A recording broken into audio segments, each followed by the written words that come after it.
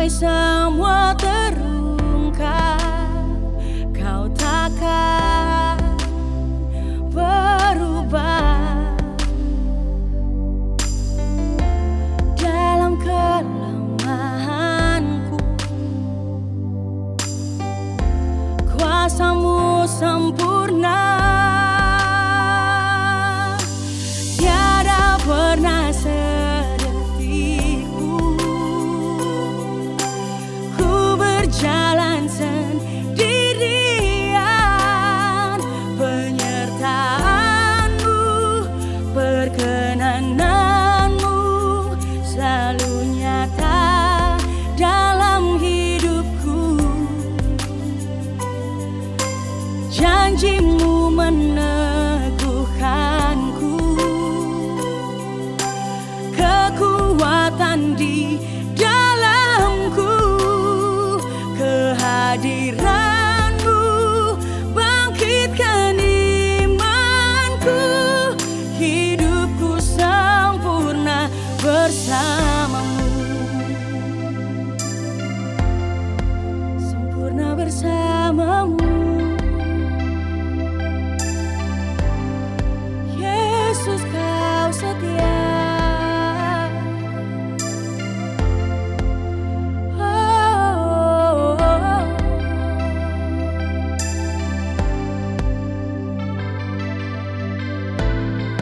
Kau yang setia, Kau yang menopang.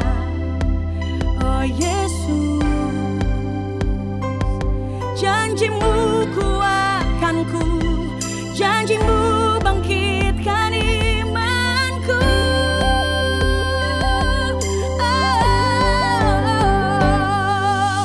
Tiada pernah sedetikku ku berjalan sendirian. Penyertaan-Mu, perkenanan-Mu selalu nyata dalam hidupku. Dan janji-Mu meneguhkanku, kekuatan di dalamku. Kehadiran-Mu bangkitkan imanku. Hidupku sempurna bersama-Mu, hidupku sempurna bersama-Mu Yesus. Hanya bersama-Mu, oh Tuhan Yesus.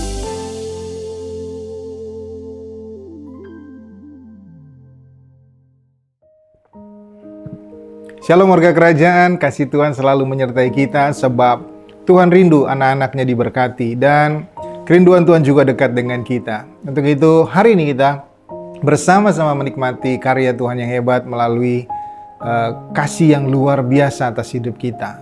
Dan sebelum firman Tuhan kita bersama-sama dengar dan saya akan menyampaikan, mari kita berdoa. Tuhan, terima kasih untuk hari ini, kami bersyukur. Kami percaya Tuhan bahwa Tuhan punya rencana yang hebat atas hidup kami, sehingga anak-anak-Mu diberkati dimanapun berada. Terlebih dari itu Tuhan, kami boleh melangkah dengan kasih-Mu sehingga semakin dekat dengan Tuhan, semakin intim dengan Tuhan, dan hidup kami terus bersuka cita dan menerima damai sejahtera. Terima kasih Tuhan Yesus, buat hari ini kami bersyukur, dalam nama-Mu yang kudus kami berdoa. Amin.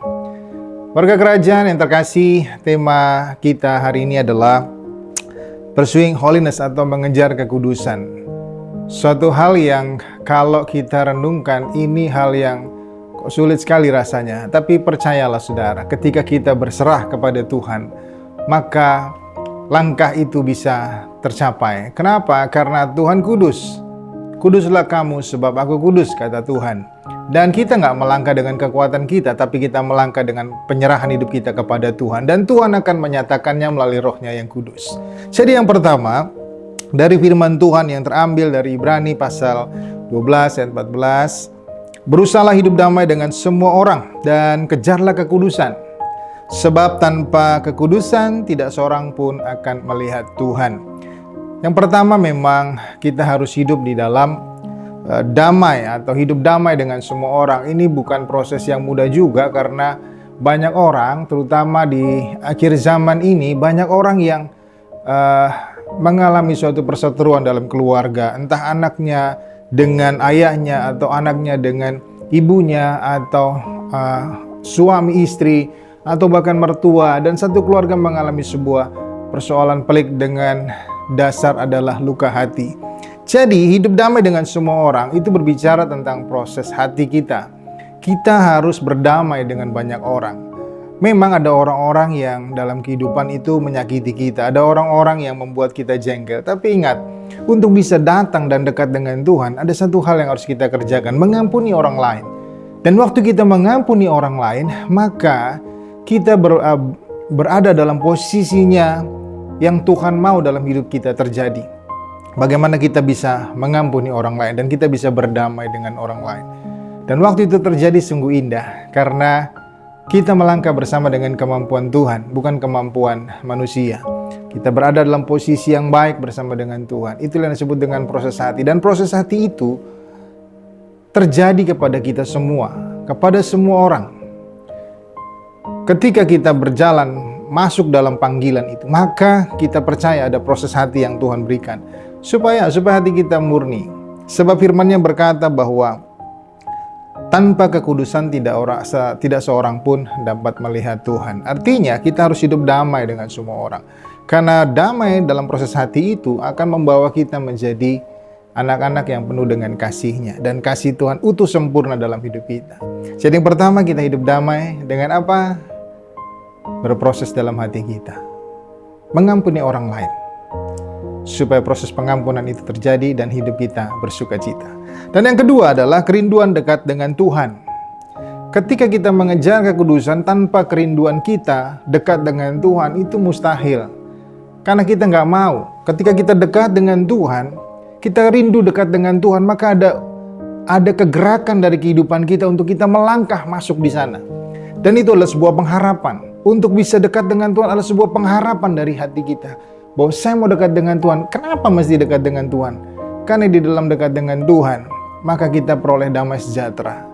Memang proses pertobatan sudah, dan proses berjalan itu dalam sebuah pertobatan diambil dengan proses hati tadi, makin hari makin diproses hati kita. Pada akhirnya kita punya pengharapan untuk dekat dengan Tuhan, intim dengan Tuhan. Dan waktu kita berada dekat intim dengan Tuhan, itulah proses di mana kita semakin hari semakin melihat karya dan kuasa Tuhan yang dinyatakan.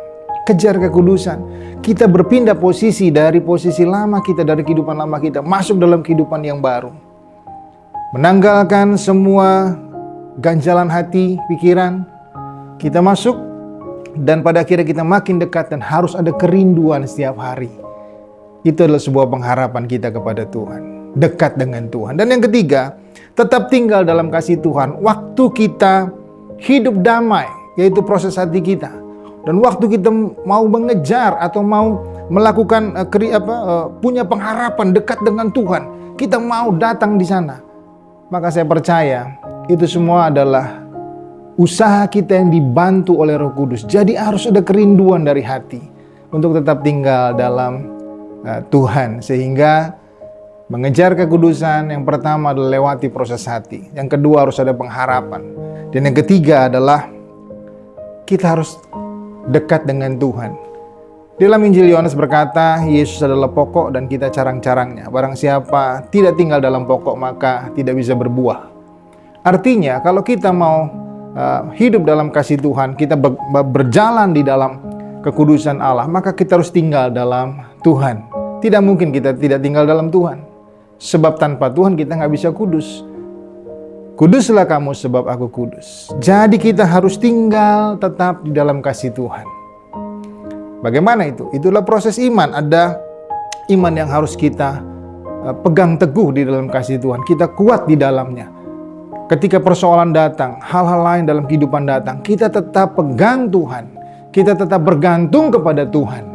supaya buah-buah itu tetap ada sekalipun kita mengalami sebuah persoalan, sekalipun kita mengalami pergumulan, maka buah-buah itu tetap ada. Di titik itulah kita melangkah untuk mengejar kekudusan, untuk datang kepada Tuhan, bukan karena usaha kita, tapi karena dorongan Roh Allah dalam hidup kita, untuk kita tetap masuk di dalamnya. Yang pertama, ingat, ada proses hati untuk masuk dalam kekudusan, supaya hati kita murni. Dan yang kedua adalah sebuah pengharapan kita kepada Tuhan. Pengharapan apa? Dekat dengan Tuhan, tinggal dalam kasih Tuhan. Dan yang ketiga, tetap tinggal dalam Tuhan melalui kasih-Nya.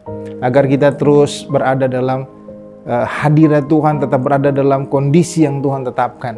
Sehingga pergumulan apapun, kita dapat berkata bahwa Tuhan baik.